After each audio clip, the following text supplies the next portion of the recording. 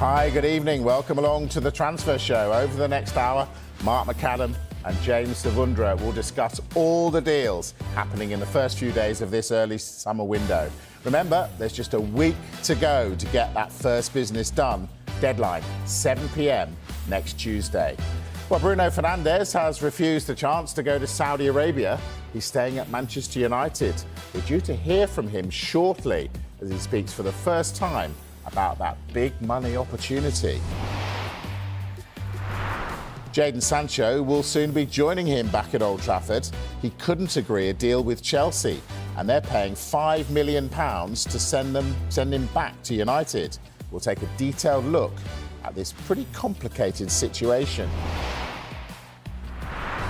Bournemouth were one of the success stories of last season, and now some of Europe's top clubs want their players. We'll hear about the latest target for a huge deal, and we'll ask where it leaves their project if the sales continue. Right, we're going to start with Chelsea and the fact that they don't want Jadon Sancho. How has this situation come about? Yeah, well, obviously, Jadon Sancho was a key player for Chelsea last season. 31 appearances in the Premier League, 7 goals and assists, and he was on loan from Manchester United. But there was an obligation inserted into that contract that Chelsea could activate for £25 million. There was no loan fee, crucially, for Jadon Sancho going to Chelsea.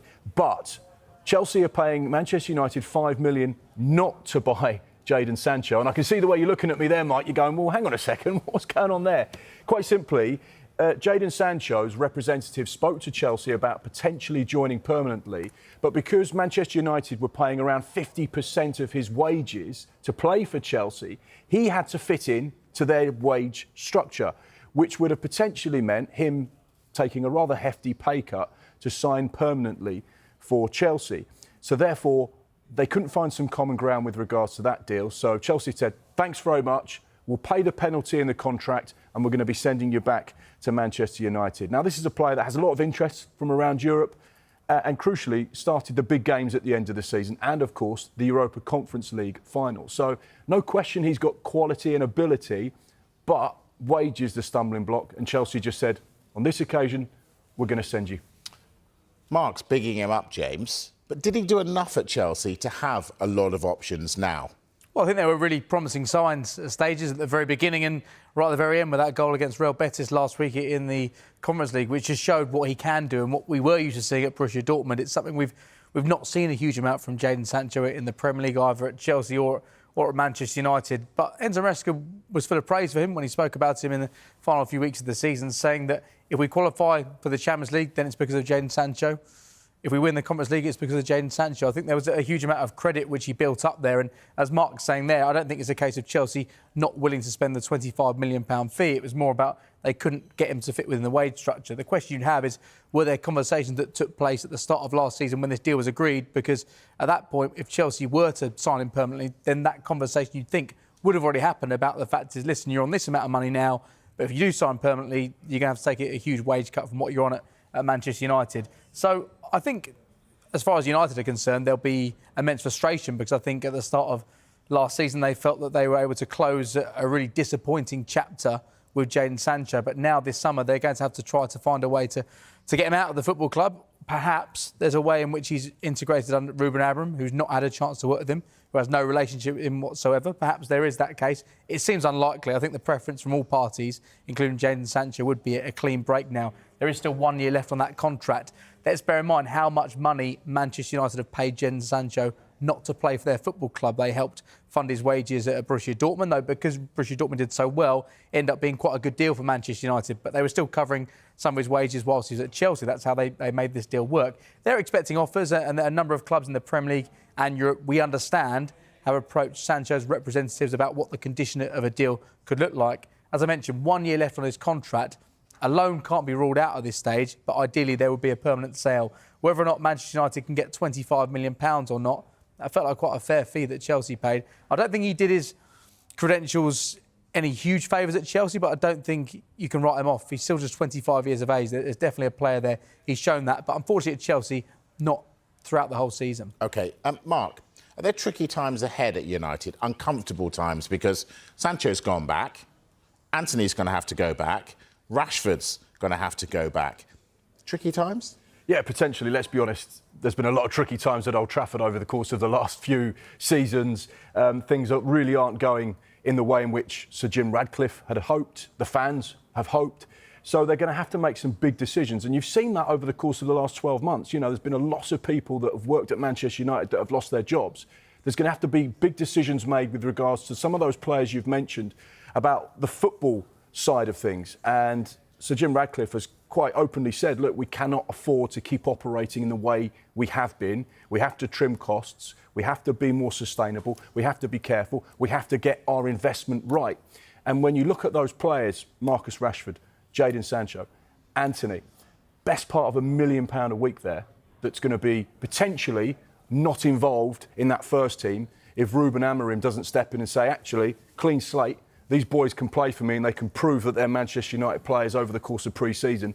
And if they do that, no problem. However, you get the feeling that the accountants might just be leaning in and saying, actually, we could do with lifting him off the wage bill. He represents 100% pure profit for PSR. So therefore, actually, our favourite situation would be that these depart the football club. And that's where they're going to have to find suitors. And that's the problem. Because is someone going to pay £40 million for Marcus Rashford? Is someone going to get close to the £80 million that they paid for Anthony? He's just been on loan at Real Betis. So therefore, Manchester United are probably going to have to accept we're going to lose some money, but how much can we afford to lose and how much do we want to lose? And of course, wages, another problem. James has mentioned it there.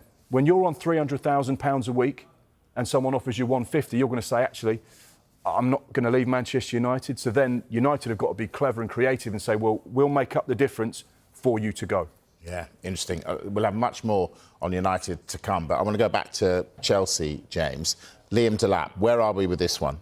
Well, Chelsea is set to announce the signing shortly. They've activated his £30 million release clause at Ipswich. Plenty of suitors for Liam Dilap, but he's decided he wants Chelsea because of their style of play, because of a relationship he already has with Enzo Maresca, the quality of the squad, the ambition, the project that Chelsea are building right now, and the likelihood he feels of Chelsea challenging for major trophies. We're talking about the Premier League and the Champions League over the course of the next few seasons. Chelsea want him in their squad in time to play in this Club World Cup, which starts in a fortnight, which means he wouldn't be available to play for England under 21s. But in terms of that announcement, we're expecting that very shortly. OK, after the Sancho deal fell through for Chelsea, is Jamie Gittens the answer? Yeah, it's something they explored in January. It's something they're going to look at exploring once again. There's 8 or 9 attacking players that Chelsea are looking at in this transfer window. When it comes to Gittens, there's real similarities with Jadon Sancho. There's the Borussia Dortmund connection. There's actually the connection that they already had with Gittens, because he actually was there as a child, even before the academy days, a very, very young player. So he signed for Borussia Dortmund from Manchester City at a very young age. Really impressed in the first half of this season. He broke the Champions League record in terms of being a young goal scorer for Borussia Dortmund. Scored 11 goals before January, but after that, a new manager came in, didn't feature as much, was a first-team player, didn't get as many starts. I think he was frustrated with what happened in the back end of the season. We understand a deal would be around £50 million, a significant transfer fee, but for a player who clearly has a lot of potential, a wide player, and Chelsea clearly do need wide players now because there won't be Sancho there next season. We wait to see what happens with Mykhailo Mudryk as well. Let's go to the other end of the pitch, Mark. If you listen to many a pundit, they've said Chelsea aren't going to win anything until they change their goalkeeper. It looks like they're doing something about that. Talk us through the Mike Manion deal. Yeah, Mike Manion, France #1. Very different profile to what Chelsea have done over the last few windows. He's 29 years old, so he is a ready-made product to go into that first team. He's not a young player that they can develop and mould and create into what they want. So he is a finished article. We understand that Chelsea are currently in talks with AC Milan over a potential deal for Maignan.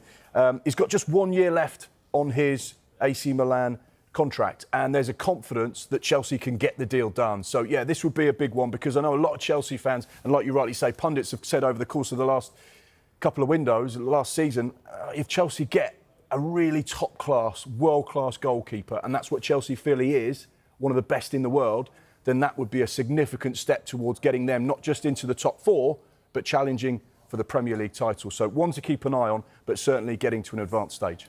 How have Chelsea got themselves into a position to afford bringing players in? Well, it's lots of different methods. Creativity is probably the best way to look at it. They've been looking at every single avenue to maximise income.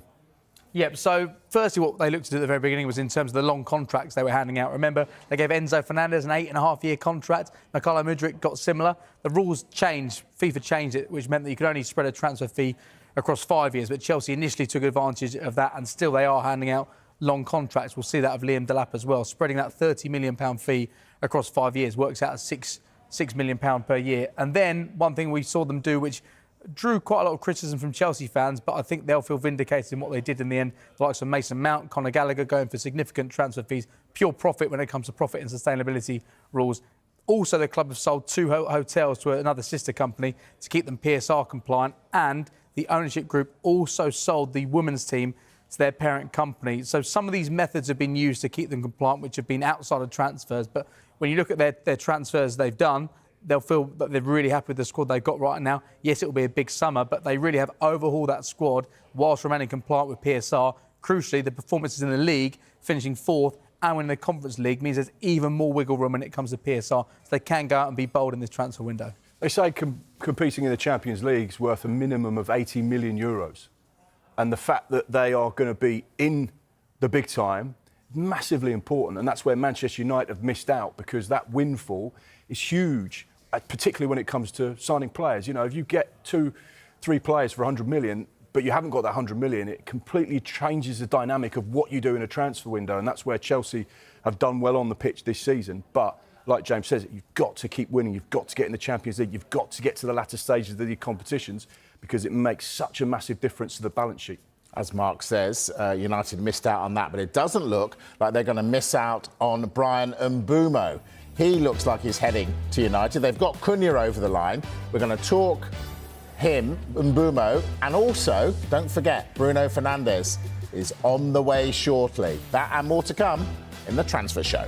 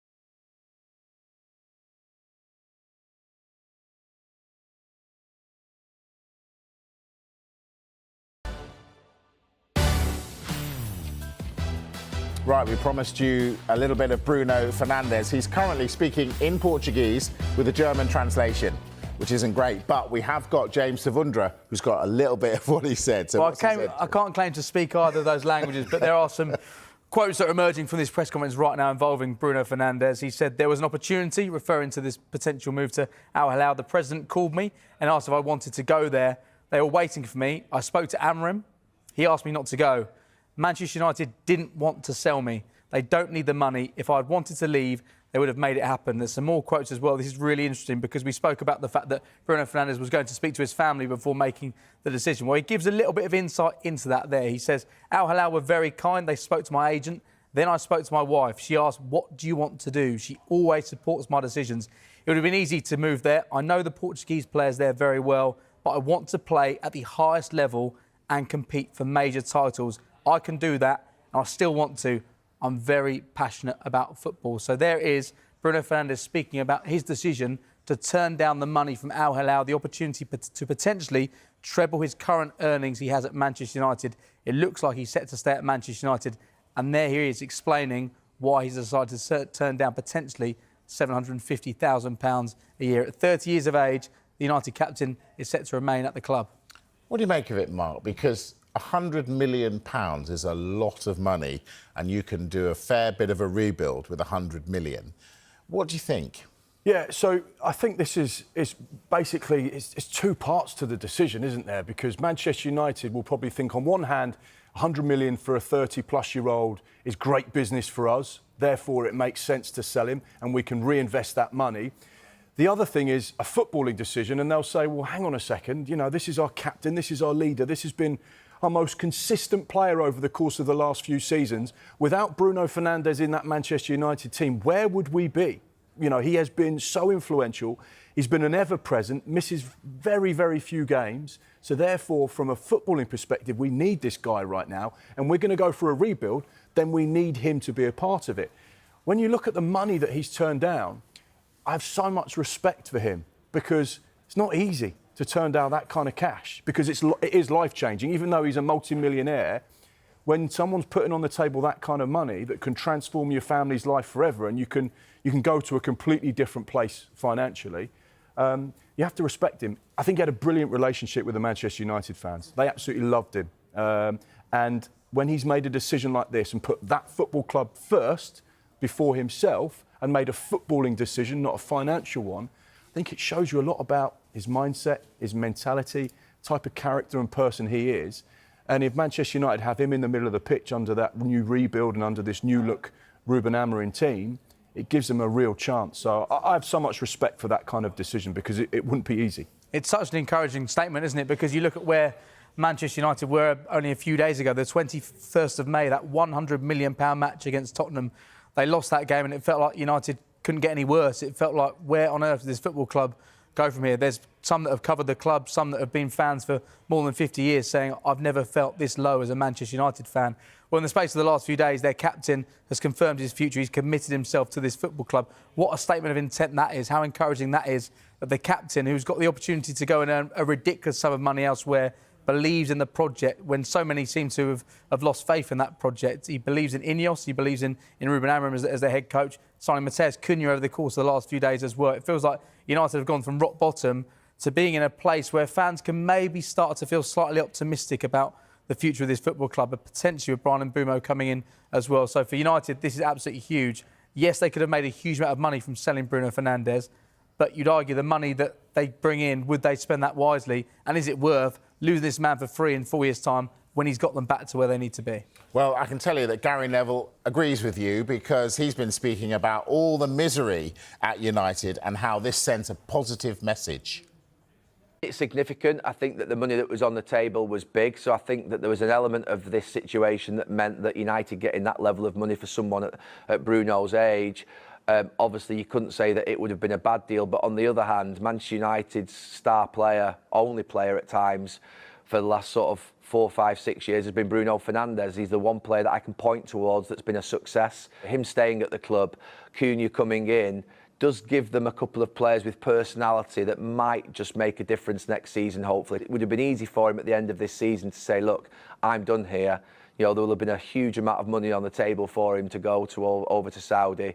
But the fact that he's stayed, I think, will endear himself towards Manchester United fans even more. And even towards me. I mean, obviously, I'm a United fan, but the idea that to turn that money down and at a point where Manchester United are at their lowest ebb and say, no, I want to fight through this. I want to see it through the other side. I want to come out and, you know, achieve things, I think says a lot about him as a person, as a character. And I think United fans will warm to that, because at this moment in time, the club needs people who are going to run through a brick wall for them. And I think the decision he's made this morning, or it feels like he's made this morning, I think that's something that will become apparent. Yeah, Gary Neville, it's all well and good that the captain stays, everyone's happy, but United want to invest, they want to spend, and we know the trouble they've been in because we've seen all the cuts. So how do they get players in the door when they could have had £100 million worth of players in the door? I think Manchester United are Manchester United, one of the biggest institutions in the world, and regardless of whether they're playing Champions League, Europa League or even Europa Conference League football, or no European football, there will be players queuing up to join that football club because of its recent history, because of what Sir Alex Ferguson created. It's a juggernaut of a football club that's lost its way. But you get the feeling that it won't be like that forever. Now, they have good people at the football club. They have ambitious coaching staff. They have players, and they have a captain that's passionate about the Old Trafford project. One player we have been speaking about that potentially could be departing, Anthony, Marcus Rashford, Kobbie Mainoo. There are players there that have value. The big thing Manchester United fans will be saying is, well, OK, fine, lose those players, but who's going to come in? We know that Matheus Cunha is a player that Manchester United are going to sign. They wanted someone in that 10 position. They've got someone. They want another one. The latest is on Bryan Mbeumo, is that he has signalled his intent to Manchester United that he would like to join them over the course of this summer. And that's their attacking option. Look at all of those players. They can't possibly need all of them. Of course. And like we say, a number of them will represent some value, and there will be clubs interested in possibly doing a deal for those players at Manchester United. We've got Bryan Mbeumo down the bottom with an asterisk, which means it's not done yet. Long way to go. But this is a player that brings guaranteed performances, end product and goals. That's what he's been doing at Brentford since 2019. We know that he's got 1 year left plus a club option year as well. But Brentford have actually been really sensible and respectful to the player who has given everything since he arrived. And they said, look, we understand what you've done for this football club, what you've brought to us, what you've given. So therefore, if the right offer comes in, we're prepared to let you go. And we respect you that much. You've earned the right to move on should you get that opportunity. So, yeah, this is definitely one to keep an eye on. It's our information as well that the other interest from Premier League sides in Bryan Mbeumo, he has politely declined, saying Manchester United is where my focus is. So therefore, this rebuild that seems to be happening quite quickly could have two new really important attacking players, despite that long list of players they already have in the building at the moment. Yeah. Mark, I want to talk to you about Bournemouth. If you're a Bournemouth fan, should you be worried? No. You know, let's look at the situation. A lot of noise and talk about Andoni Iraola. Dean Howson's already departed for Real Madrid. Ilia Zabani, latest information. Now, this broke in our first show today after 5 o'clock, that PSG have made an inquiry to AFC Bournemouth with regards to Ilia Zabani, Ukrainian international centre-back who's been outstanding since he arrived on the south coast. He formed a brilliant partnership with Dean Howson, plays out from the back, big physical player, really nice character as well. His brother's in the Ukraine army, and he continues to play football week in, week out while his brother's on the front line. I think that shows you a lot about his character. Now, there was no formal offer from PSG for Zabani, just an inquiry at this stage. But normally, Mike, as we say on the transfer shows, there's no smoke without fire. So if you've got a player that's playing really well, playing international football, and there is an inquiry, it normally means they've spoke to the agent, green light, yes, how much roughly? OK, fine. Wages, yeah, we can do that, fine. Now we're going to approach the football club because they've had the 3 green lights. But tell me why Bournemouth fans shouldn't be worried, because Howson gone to Real Madrid, as you say. Zabani could go to the Champions League winners, PSG. That's your centre-backs gone. Yeah, but this is part of the Bournemouth project. Bournemouth aren't naive. They know that they have a place in the pecking order of the Premier League. And you know, young players will come to Bournemouth because it gives them a platform. They're going to get coached properly. They're going to live in a fantastic part of the country. The training facilities are unbelievable. They've just spent £40 million on a new training ground complex. They're improving the stadium. They play attractive football. Come to Bournemouth, and their model is buy low, sell high. They know that they are going to have a turnover of players. It's part of the project. It's part of what they do. Hopefully the players will stay there for 2 or 3 or 4 or 5 years, like Dominic Solanke. Came as a youngster, played well, played in the EFL, developed as a player, got his opportunity to move on. And the club, like Brentford with Mbeumo, will send players on their way with their blessing. They have an incredible recruitment process. All right. I won't go on too long, but... No, I just... Look, I've tried to shake him. I've tried to shake him with Zabani. I've tried to shake him with Housen. Let me throw Kirkes into the mix. Should that, the three of them, should that worry Bournemouth fans? No, because they've got exceptional recruitment. Their recent recruitment has been outstanding, hasn't it, James? You've seen the way Bournemouth have played. Yeah, and the thing to point out as well is if Bournemouth have seen to hold back these players from going, and when these big money deals come in, they're not going to be able to sign future Kirkes players, future Houses. They're not going to want to sign because if they're seen to stop these players' development and moving on to the big club, that's part of the sale of Bournemouth. You're going to get Premier League experience playing for a top club under a top manager as well, playing football the right way. And then if you succeed, if you excel, then we're not going to stand you away if a club comes in with the right money, which is what's happening right now. Bournemouth can't be seen to stop these players from moving on if big clubs are there for them. That's funny because there are certain agents that have kind of images of certain clubs, right? I'm not going to send you there because it's difficult to get you out. You don't want that reputation as a club because there are some Premier League clubs that drive a really hard bargain. So we're not going to send you there because we won't get you out. The other thing that's really important is you need these players to move on from Bournemouth and be successful. One Premier League owner said to me in an interview last season, it's all well and good selling players, but I want my players that I sell to go on to bigger and better things because otherwise you'll get a reputation of selling duds. Yeah. So therefore, you have to make sure they move on and do better and improve. And you can't stand in their way. And that will always be Bournemouth's sales pitch. Now, what they're doing is they're doing a lot of heavy lifting on, A, they get the recruitment right, which has been good recently. B, the players will come in, develop and get better and move on. And C, that they won't allow them to just fester. They won't stand in their way. They'll say, look, like Dean Howson, we bring you in for 12, 13 million pounds, but we'll put a 50 million pound release clause in. If someone pays that, no problem. We'll support you. And that's exactly what happened. And he did the right thing by playing the last couple of games for Bournemouth. He got his fantastic send-off and now he's at Real Madrid. And I think that's the reputation that the club has developed over the course of the last few years. It's been run so well and therefore that's where Bournemouth fans, to go back to your original question, should sit back and go, don't like this, but I'm going to trust the people involved at my club because so far they've got all the decisions wrong and the owner is backing that club, putting in tens and hundreds of millions of pounds to create something very unique and very special on the South Coast. All right, so we know they're going to definitely have to replace Howson. They could well have to replace the other two as well. Anyone in mind, do you know? Now, I've been coming up with a list.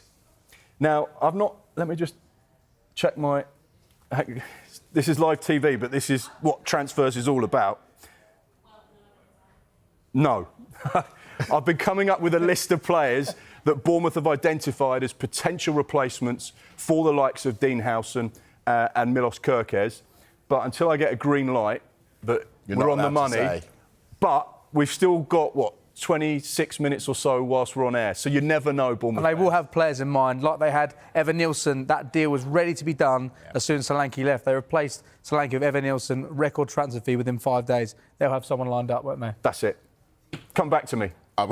You know I will. 26 minutes. All right, we're going to take a break. Now, when we come back, we're going to talk Liverpool. Looks like they're getting busy. But Arsenal, what are you doing? We'll see what they're doing next on The Transfer Show. See you in a moment.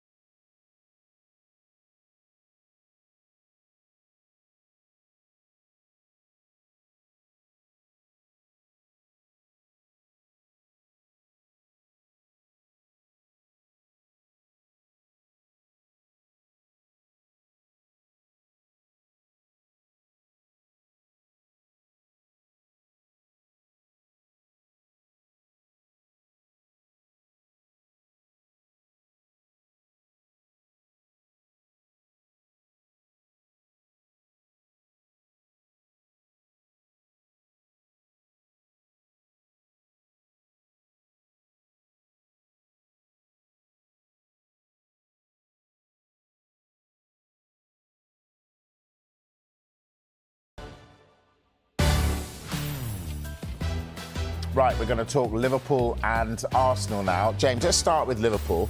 Already got a fullback in, or perhaps a winger, who knows. Do we expect them to get super busy in the summer? Well, they're looking to build on that title success and what they did last season. Bearing in mind, last summer was a relatively quiet summer for Liverpool. They brought in Chiesa, they brought in the goalkeeper Mamardashvili, who would join this summer. But they were relatively quiet because they'd rebuilt that midfield under Jurgen Klopp the previous season. So they're looking to build on that now. Florian Wirtz potentially coming in for £105 million. Talks ongoing, but we understand Wirtz only wants to join Liverpool. They've already got Jeremy Frimpong through the door as well, and clearly a lot of the budget is being spent on Wirtz if he does come in for around £105 million. Leverkusen want to do a deal for around £120 million. Liverpool also want to sign a striker. Let's bear in mind what they've done this season without a recognised striker because of the form of Mohamed Salah on that right-hand side. Darwin Núñez perhaps hasn't excelled in a Liverpool shirt. He scored very important goals at times for them over the course of the last couple of seasons, but perhaps they don't have the best striker right now. Diego Jota plays out at times, but he's been injury-prone as well. Clearly, they'd like a left-back, I think, right now. We mentioned Milos Kerkez. It's felt that perhaps, from pundits, from maybe those inside the club, that it is time now to refresh that area of the pitch. What Andy Robertson has done in a Liverpool shirt has been remarkable since joining from Hull City. Kostas Tsimikas has done a decent job there as well, but that is an area that they want to strengthen. Clearly, they'd like maybe a young new centre-back as well, maybe a defensive midfielder, but a lot of that will depend on what happens when it comes to sales. Clearly, if Luis Diaz departs, that would be a significant transfer fee. We know that Harvey Elliott has spoken about wanting to play first-team football. Cody Gakpo is a player who's been linked away as well, but he's done brilliantly this season under Arne Slot. So it's going to be a busy summer for Liverpool, simply because the squad does need a slight refresh, despite the fact they were so impressive last season. There will be plenty of work done, and Florian Wirtz would clearly be the icing on the cake. Mark, do you see a lot of Liverpool players going? I only see the players departing Liverpool that they want to depart. Got huge respect for Richard Hughes, the sporting director, and Michael Edwards, the CEO of FSG. They have two people really wise, clever, astute, experienced when it comes to running football clubs. And FSG's model has always been to be really sensible and sustainable. They don't chuck money around. They're very clever and, they like to spend money in the right direction, in the right way. They don't just chuck big wages at people and big fees at people. So therefore, there will be a real plan. And you can see already Frimpong in through the door, getting close with Wirtz, talk about one or two others. And we've only been open for 3 days, and they're already making big moves. And it always reminds me of something that Sir Alex Ferguson said. Always strengthen when you're at your best. And that's what it feels like Liverpool are doing right now. And there'll be one or two departures, no question about it. But they will have had a plan for every eventuality. I spent 15 years watching Richard Hughes work at Bournemouth. I spent 10 years or so, I'm ageing myself now, watching him play as a player at Portsmouth and Bournemouth. He's someone that knows the game inside out, a really successful first season. And they will have an eventuality and a plan for every possible scenario with regards players in and players out at Liverpool. And just in terms of one potential exit, I mentioned Federico Chiesa. It simply hasn't worked out at Liverpool this season, at least. I think it felt like a punt worth taking for a player who had been injury prone, but because the transfer fee was so small, Liverpool thought, why not? Let's go for it. Unfortunately, he featured just 14 times for Liverpool this season, but the deal was only around £10 million. So I don't think Liverpool are feeling too hurt by that right now. But there's still an opportunity that he comes again next season. He's been speaking about his future. He admits a return to Italy is something to think about this summer. But he says, I work every day with Liverpool to be in top shape. The goal is to be ready for the pre-season, but we'll find the best solution for everyone. It does feel like Federico Chiesa could be one to depart this summer, but clearly in terms of wiggle room when it comes to profit and sustainability, they're not going to get a huge amount of money for him. Maybe there will be a significant sale. Perhaps Luis Diaz, perhaps Darwin Núñez. Let's talk Arsenal then. Thierry Henry last week or the week before piled in on Mikel Arteta, said they were nowhere near, they didn't challenge at any stage. How busy have Arsenal got to be, Mark, for them to challenge next season? It feels like they've been close for so long, but they've not had that piece of Thierry Henry magic. That one player, particularly in an attacking third, we've got, Bukayo Saka there who is exceptional, but when he was out injured, you really felt like, where were the goals going to come from? It's the one position that Arsenal fans have been crying out for them to strengthen over the course of the last, 2-3 transfer windows, really. And it feels like if Arsenal had that out-and-out number 9, they may be in a very different position to where they are now. Right, let me throw some names at you then. Gyökeres. Yep. Sesko. Yep. Osimhen. Yep. Which one?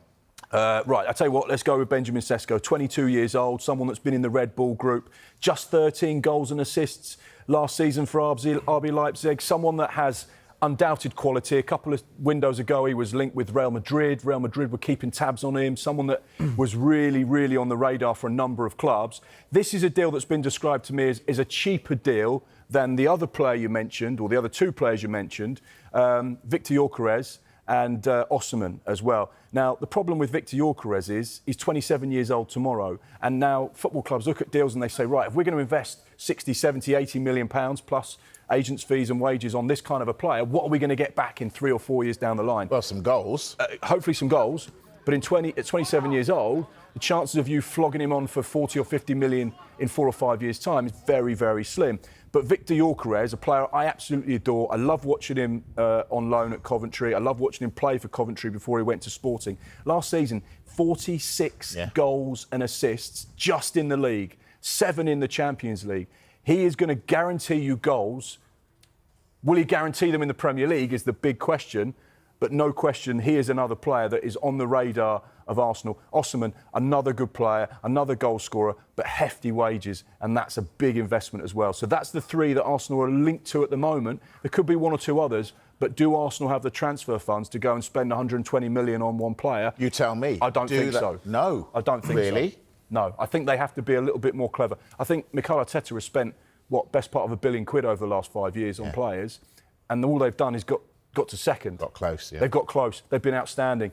They've been on this really good journey and this really good project. But ultimately, Newcastle, Palace, these teams are judged on silverware in the cabinet, particularly for Arsenal. Just doing well, just finishing second is not good enough.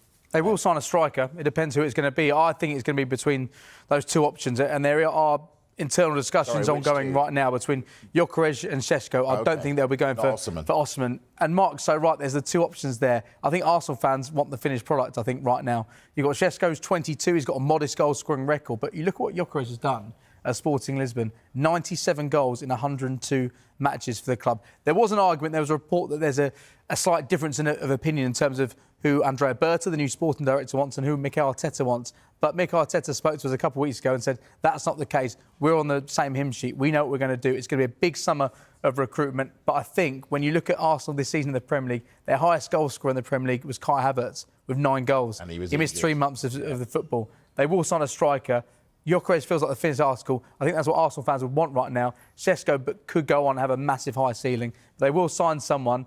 But I think Arsenal fans want to see a bit of action now because you can see the other clubs have been so busy already in the first few days of this transfer window. And I hate to mention it, but that lot down the road won a trophy, didn't they? What lot? That lot. All right, we're going to take a break. When we come back, we're going to talk Joe Bellingham following in his brother's footsteps. And we've got news from, in fact, every single Premier League club because the Premier League wrap is back. See you in a moment.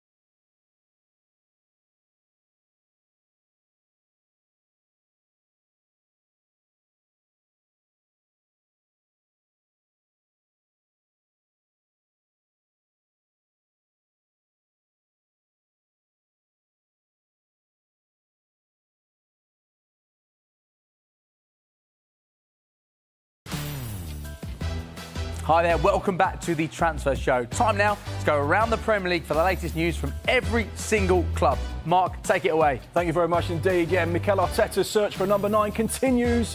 Victor Gyökeres and Benjamin Sesko have both been linked with a move to the Emirates, but as of yet, no significant progress has been made on either player. Let's get to Aston Villa. They'll need to sell to generate funds to buy. Goalkeeper Emiliano Martinez has been linked with a move away from Villa Park. Milos Kerkez could follow Dean Howson in departing the Vitality Stadium. He's been linked with a move to Liverpool, but as of yet, there's been no formal approach. This transfer confirmed today. Quevin Kelleher is in. Mark Flecken is out at Brentford as Thomas Franks gives his goalkeeping department a shuffle. Now on to Brighton. Karoma Toma could depart Brighton this summer amid interest from Bayern Munich. Kyle Walker-Peters is also available on a free and is a player Fabian Herzl's side like. Some breaking news from Burnley. They've offered Josh Brownhill a new long-term contract. Brownhill's current deal is due to expire at the end of this month. Clubs in the Premier League and abroad are interested in the midfielder. Chelsea are in talks to sign AC Milan goalkeeper Mike Manion. Liam Dilap is also closing in on a move to Stamford Bridge. There is plenty of interest expected in Crystal Palace duo Abera Eza and Adam Walter this summer. Everton are interested in signing Liverpool's Ben Doak. Now, no player has made a direct transfer between the two clubs since Abel Xavier in 2002. Let's get to Fulham. Down the road from here, they're looking to prioritise strengthening their attack this summer. Leeds are looking to strengthen and have a rumoured transfer kitty of, get this, £100 million to add to their squad this summer. We've just been speaking about Liverpool, as well as wanting to sign Florian Wirtz. Arne Slot is looking to sign a new striker this summer for the champions. Manchester City want Lyon midfielder Ryan Cherki, and after the departure of Kevin De Bruyne, will Jack Grealish also be off? Pep wants a small squad, so as well as incomings, it's expected there'll be some big-name departures as well. Some huge news from Manchester United. Bruno Fernandes is staying at Old Trafford despite interest from Saudi Arabia. We'll hear from him later on this evening. Jadon Sancho, he'll be returned to the club after Chelsea decided against signing him following his loan at Stamford Bridge. Now, João Pedro could be on his way to Newcastle. Eddie Howe's side are interested, but the Brighton forward would only move if he was a first-choice striker. Let's get to Nottingham Forest. What a season they had, and they're in talks to sign 3 players from Botafogo in Brazil. They're a striker, a left-back and a centre-back. Sunderland are in advanced talks with Borussia Dortmund over the sale of Joe Bellingham. The 19-year-old could leave for around £25 million. They've also signed Enzo Lefebvre today for £20 million. And we'll finish Tottenham. Well, we won't finish them, but this is really, really interesting. Sam Wallace from The Telegraph is reporting that Heung-min Son could leave Spurs for Saudi Arabia this summer. West Ham are close to signing young Celtic striker Daniel Cummings. They also want another number 9 and a central midfielder. Rayan Aït-Nouri is likely to follow Matheus Cunha out of Molineux. Manchester City want to sign the defender before the start of the Club World Cup. Well, the boys have mentioned Bryan Mbeumo going to Manchester United. The Brentford forward apparently wants the move. If it happens, Gary Neville thinks he'd be a good fit for the United rebuild. They need players who are going to come in and hit the ground running. And I said before, I mean, United has become a very difficult place for new signings to operate in the last 10 years. Cunha and Mbeumo have got obviously Premier League experience. They've got plenty of games under their belt. It's not new to them. And actually, they're the right type. You know, when I watch Manchester United wide players, they have to be able to get from box to box quickly. They have to be able to run. They have to be able to travel with the ball and without the ball. And Mbeumo and, to be fair, Cunha can do that. They both run forward with real sort of intent and purpose. Ruben Amorim has this system where he plays these 2 players in behind a striker. If those 2 players are Mbeumo and Cunha, then, to be fair, Manchester United will at least be able to travel quickly from deep positions into sort of attacking positions because they can both run. They both sort of got real sort of direct way of playing. And Manchester United, I think it's important that they have that. And we know the likes of Sancho, Rashford, Anthony and probably Garnacho are going to leave. So they need definitely players in those positions. Gary Neville there. All right, let's close because we're getting to near the end. Nottingham Forest, Mark, just give us an idea of what's going on there. Yeah, well, trying to strengthen. They did an exceptional job, didn't they, last summer in creating a really good team for Nuno Espirito Santo, and they want to add to it now. Of course, they've got European football. Now, little piece of information we mentioned there in the transfer roundup. Now, they're getting close to 3 players from Botafogo, Brazilian trio Igor Jesus, Cuebiano and Jair Cunha, we understand it's roughly going to be around a €40 million package. Cunha is going to be, Jesus, sorry, is going to be worth around 20 million of that. But 3 potential new faces for Nuno. Brazilian flair, Brazilian excitement. I think that would go well at the City ground. One to keep an eye on, but we understand those deals are getting closer. Is that because Edu's there now? Absolutely. We know that he's moved from Arsenal to Nottingham Forest. He's in that role overseeing both of the clubs that Marinakis owns.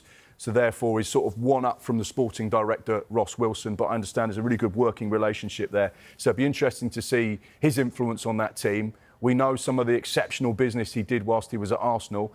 Can he carry that through to Forest, who have now, like we say, got European football, bit more pressure, bit more expectation, and obviously they'll be hoping that these players can all add to that squad. But there'll be a number of players at Forest thinking, might be my opportunity to move on as well. Can I get a bigger club? Can I get more money? Be interesting to watch. OK, James, you gave us a Burnley line in the wrap there about Josh Brownhill. Just expand on that for us. Yeah, this came to us in the last few minutes. Burnley have offered Josh Brownhill a new long-term contract. Now, his current deal at the club expires at the end of this month. Now, he's been singled out for praise from Scott Parker, and you can understand why this season. He played an absolutely vital role in getting Burnley back to the Premier League. He scored 18 goals in the Championship this season. Let's bear in mind the club conceded just 16 this season. From central midfield, he scored 18 goals, and they're desperate to secure his services because there has been potential interest from Premier League clubs and in Europe as well. And his importance to the side and his fellow teammates, that was recognised. He won the Players' Player of the Season award last month. And Parker sees his goals, his leadership, his overall contribution to the side as being absolutely vital for their hopes of retaining their top flight status. So Burnley have offered Josh Brownhill a new long-term contract. We wait to see what happens there over the course of the next few days. Mark, quick line on João Pedro at Brighton. He's of interest to a number of people, is he? Yeah, most certainly to Newcastle. But as we said in the wrap, he wants to be the number one. He wants to be the main man. He wants to be the player that starts up top week in, week out. And that's where that might be a problem because he's going to have to dislodge someone called Alexander Isak. We know that Newcastle were interested in him when he was at Watford and very much interested in him at the moment. We'll have to see how things develop, but one to keep an eye on. All right, brilliant. Don't think we've forgotten that you promised us within 26 minutes to get a Bournemouth line, but we'll let it slide, but we'll expect it throughout the week. Back tomorrow. Yes, Mark McAdam, James Savundra. Great job. Thank you very much. We are back here tomorrow at 5 and at 7 for all the transfer news. Not to be missed. Everything that happens, we're across it. Coming up next, though, Sky Sports News. The Lionesses were winning last time we looked. Not sure that's how it finished. Serena Wiegmann coming next.